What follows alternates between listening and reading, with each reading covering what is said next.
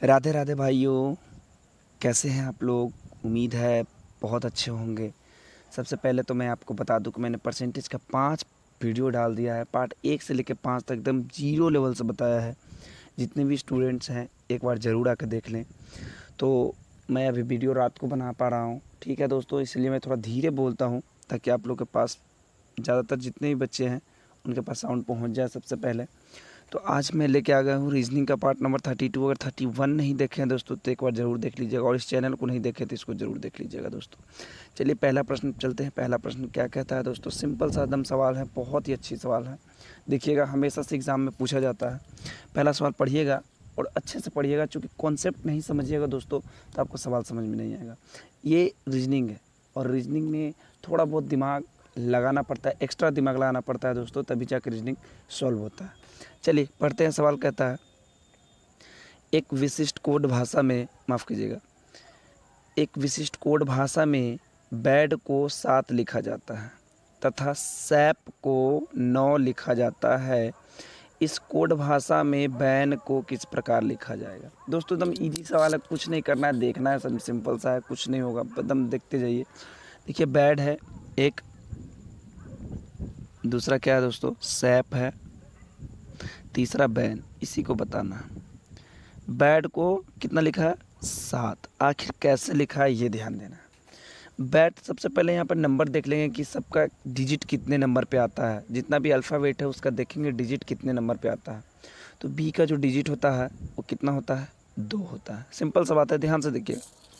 और अगला देखिए, ए, ए कितने पर आता है, एक नंबर पे आता है। सबसे पहले एकदम ध्यान से देखिएगा, कहीं भी वीडियो में कोई प्रॉब्लम हो दोस्तों तो एक बार हमें ज़रूर बताइएगा दोस्तों, ठीक है।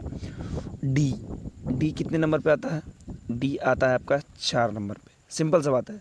अब हम क्या करेंगे, तीनों को जोड़ देंगे। क्या करेंगे, जोड़ देंगे। 4 1 5 5 2 7, आ गया 7, आ गया, बिल्कुल आ गया। सैप, सैप को कितना लिखा है, 9 लिखा है। चलिए घबराना नहीं है दोस्तों, सिंपल सा एकदम सवाल, एकदम सिंपल सवाल है। एस कितने नंबर पे आता है दोस्तों, एस जो आता है 19 नंबर पे आता है। समझिएगा, यहाँ पे समझिएगा, बस जिसको याद है अगर अल्फ़ाबेट का हर कोड नंबर तो आप इजी बना लीजिएगा, ठीक है। नहीं तो आप ABCD पूरा 26 या 36 अंक का रहता है, 26 अंक का रहता है, उसको याद कर लीजिएगा। ए जो है 1 पे आता है और पी जो है 16 पे आता है। सिंपल सा बात है। अब सबको जोड़ दीजिए, जोड़ने पर 19 से 20, 20 16 हो जाता है 36। लेकिन आप लोग घबराइएगा नहीं दोस्तों, जब यहाँ पे आंसर नहीं मिलता है तब बहुत सभी स्टूडेंट्स यानी 90% स्टूडेंट्स जो होते हैं क्या करते हैं, इसको बिल्कुल छोड़ देते हैं। चूँकि ये गलती हो जाता है, देखते हैं कि ऊपर से आंसर नहीं मिला जोड़ने पर और छोड़ देते हैं। जब भी 2 डिजिट वाला अगर अंक मिले तो सबसे पहले उन दोनों का भी कनेक्शन करके देखिएगा आता है कि नहीं आता है। 3 और 6 को अगर हम आपस में दोस्तों जोड़ देते हैं तो कितना आ जाएगा, 9। आ गया दोस्तों 9, ऐसे आ गया, बिल्कुल आ गया। घबराना नहीं है दोस्तों, समझ में आया बताना ज़रूर एक बार। अब हो गया बैन, तो लास्ट में बैन को क्या लिखेंगे, वैसे ही कर लेंगे। बी आता है आपका 2 नंबर पे, ए आता है 1 नंबर पे, और एन कितने नंबर पे आता है, 14 नंबर पे, 14 नंबर पे आता है, 14 नंबर पे आता है। चलिए सही है। चलिए तीनों को जोड़ लीजिए, 14 2 1 3, 3 और 14 कितना होता है, 17।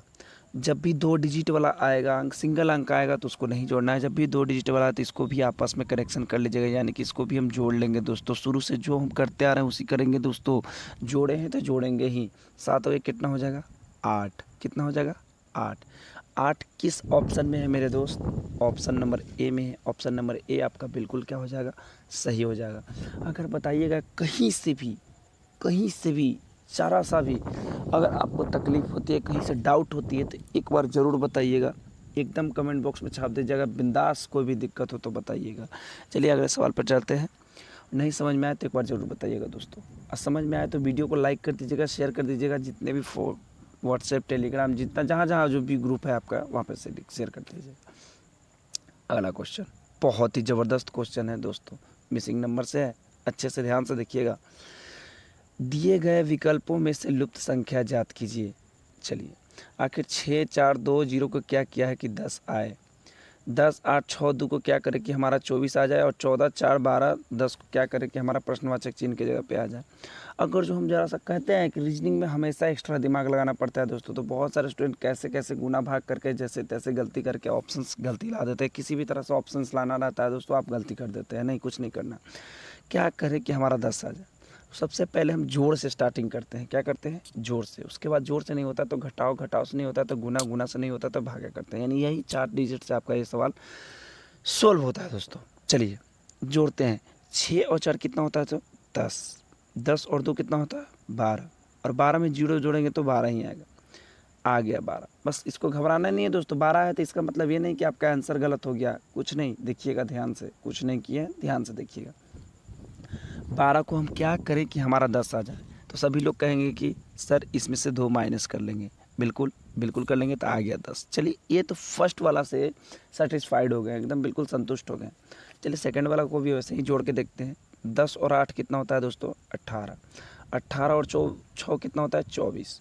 और 24 और 2 जोड़ेंगे तो कितना आ जाएगा दोस्तों? 26। जो फर्स्ट वाला में हम क्या किए थे दोस्तों? 2 माइनस किए थे। अब सभी में हम 2 माइनस करेंगे दोस्तों। एक में माइनस किए तो सभी माइनस करेंगे, तो कितना आ गया आपका? 24। यानी जब 2 ऑप्शन से सेटिस्फाइड हो जाते हैं तो जब तीसरा बचा हुआ रहता है मिसिंग नंबर में, जब भी बचा रहा 3 रहता है, अगर 4 रहेगा तो 3 से सेटिस्फाइड अगर एक ही तरीका से हो जाएंगे तो चौथा भी वैसा ही होगा। तो तीसरा को भी वैसे ही करेंगे दोस्तों बिल्कुल। 14 12 कितना होता है?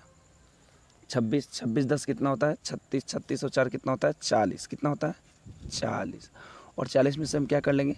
-2 कर लेंगे। आपका आ जाएगा कितना? 38। यानी कि हमको ऐड करने से ही आ जा रहा है। 38 किस ऑप्शन में है? ऑप्शन नंबर सी में। ऑप्शन नंबर सी आपका क्या हो जाएगा? बिल्कुल सही हो जाएगा दोस्तों। तो ध्यान से देखिएगा, अगर कहीं भी सवाल में कोई दिक्कत हो दोस्तों तो एक बार कमेंट में ज़रूर बताइएगा कि सर और तरीके से बताइए, तो मैं और तरीके से बताऊँगा। ठीक है, अगले सवाल पर चलते हैं। समझिएगा दोस्तों, देखिए वेन डायग्राम से क्वेश्चन है, बहुत ही मज़ेदार क्वेश्चन है। हमेशा से वेन डायग्राम से क्वेश्चन पूछा जाता है एग्ज़ाम्स में और आप लोग इसको छोड़ देते हैं, बिल्कुल छोड़ देते हैं। चलिए समझिएगा, कुछ नहीं करना है। नीचे दी गई प्रश्न का सही वेन आरेख बताएं। संबंधित ढूंढना है बस, किससे कौन सा ताल्लुक़ रखता है, किससे किसके अंतर्गत कौन आता है, यही बस आप लोग सोल्व करना सीख गए हैं दोस्तों। और कैसे करते हैं यही ध्यान से देखना है।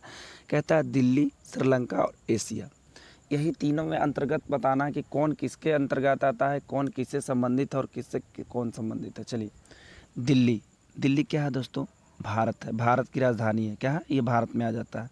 श्रीलंका, ये जो भारत से बिल्कुल अलग है, ये भारत में नहीं है दोस्तों, श्रीलंका अलग कंट्री है।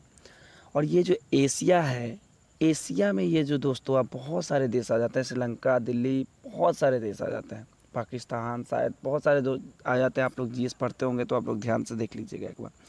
तो ये जो एशिया है, सिंपल सा आप एक एशिया का मैप बना लीजिएगा दोस्तों। मैप नहीं बनाना है, एक डायग्राम बना लीजिएगा। और इसके अंतर्गत कौन आ जाएगा? भारत। भारत की राजधानी कहाँ है? दिल्ली। तो दिल्ली भी इसके अंतर्गत आ जाएगा, एशिया के अंतर्गत। और ये जो श्रीलंका है, ये भी एशिया के अंतर्गत ही आता है दोस्तों। इसका कैसा बनेगा वेन डायग्राम दोस्तों? बिल्कुल इस प्रकार। और इस प्रकार किस ऑप्शन में है? ऑप्शन नंबर बी में। आपका ऑप्शन नंबर बी आपको क्या हो जाएगा? बिल्कुल सही हो जाएगा दोस्तों। अगर समझ में आ रहा है तो वीडियो को एक बार ज़रूर शेयर कर दीजिएगा दोस्तों।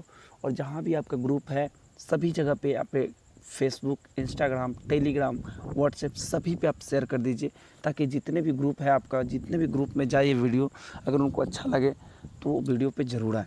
ठीक है, चलिए हाँ, लास्ट में मैं एक सवाल भी दूंगा आपको होमवर्क के तौर पे, जो कि मैं पिछले पार्ट में जो बताया हुआ क्वेश्चन उसी में से मैंने पूछा है।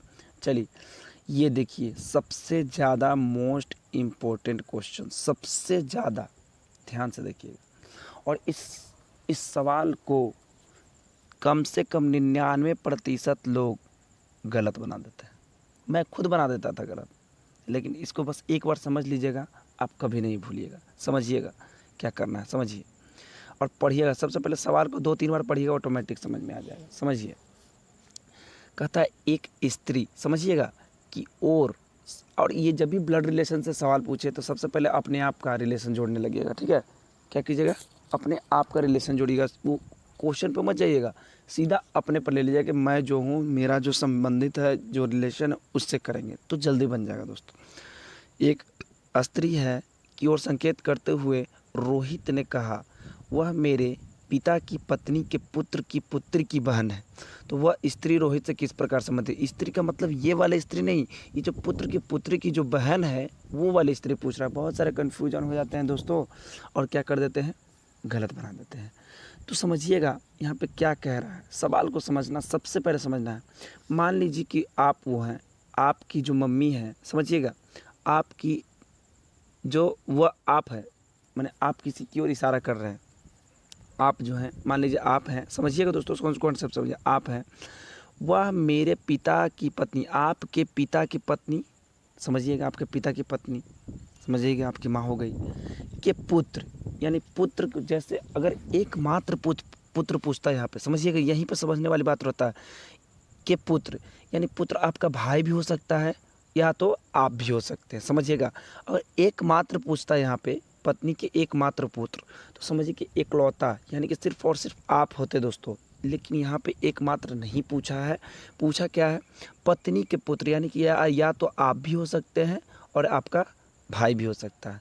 पुत्र की पुत्री, यानी पुत्र की पुत्री आपकी क्या हो गई, ये जो पुत्र है, समझिएगा यहाँ पर समझने वाली थोड़ा सा समझिएगा। पत्नी के जो पुत्र होता है आपका भाई की पुत्री आपकी भतीजी हो गई, और भतीजी की बहन चाहे तो आपकी पुत्री भी हो सकती है और ये भतीजी भी हो जाती है। क्यों, क्योंकि अगर एकमात्र पूछता तो आपकी यहाँ पे हो जाता पुत्री, एकमात्र पुत्र की पुत्र की बहन क्या हो जाता, आपकी पुत्री हो जाती। लेकिन यहाँ पे एकमात्र नहीं पूछा है दोस्तों, पुत्र की पुत्र की बहन चाहे तो आप भी हो सकते हैं और आपका भाई भी हो सकता है। तो इसलिए इसका आंसर क्या, तो कहता है वह स्त्री रोहित से किस प्रकार संबंधित हो, किस प्रकार संबंधित हो गया दोस्तों, पुत्र की पुत्री या तो पुत्री हो जाएगी या भतीजी हो जाएगी दोस्तों। चूँकि यहाँ पे एकमात्र नहीं पूछा है इसलिए ऑप्शन नंबर डी आपका बिल्कुल क्या हो जाएगा, सही हो जाएगा दोस्तों। तो क्या हो जाएगा ऑप्शन नंबर डी।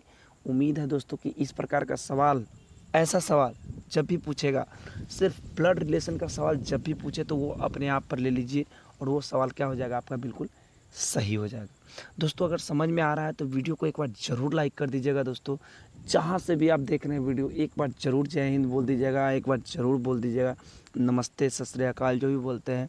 और जो भी कहीं भी डाउट, किसी भी चैप्टर में आपका डाउट हो रहा है तो एक बार ज़रूर लिख दीजिएगा दोस्तों, ठीक है। तो अगले सवाल चलते हैं।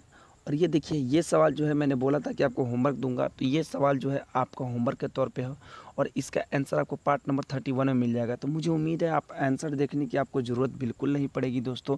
आपको यह सवाल बहुत अच्छे तरीक़े से बताया गया है और मैं पार्ट नंबर 31 अगर वीडियो नहीं देखे हैं दोस्तों तो आप लोग एक बार ज़रूर देख लीजिएगा। और जितने भी छात्र हैं एक बार हमें ज़रूर कमेंट बॉक्स में बता दीजिए कि वीडियो आपको कैसा लगेगा। तो आज के लिए इतना ही दोस्तों, फिर मिलते हैं कल अगले वीडियो में। जय हिंद दोस्तों, नमस्कार, सत श्री अकाल।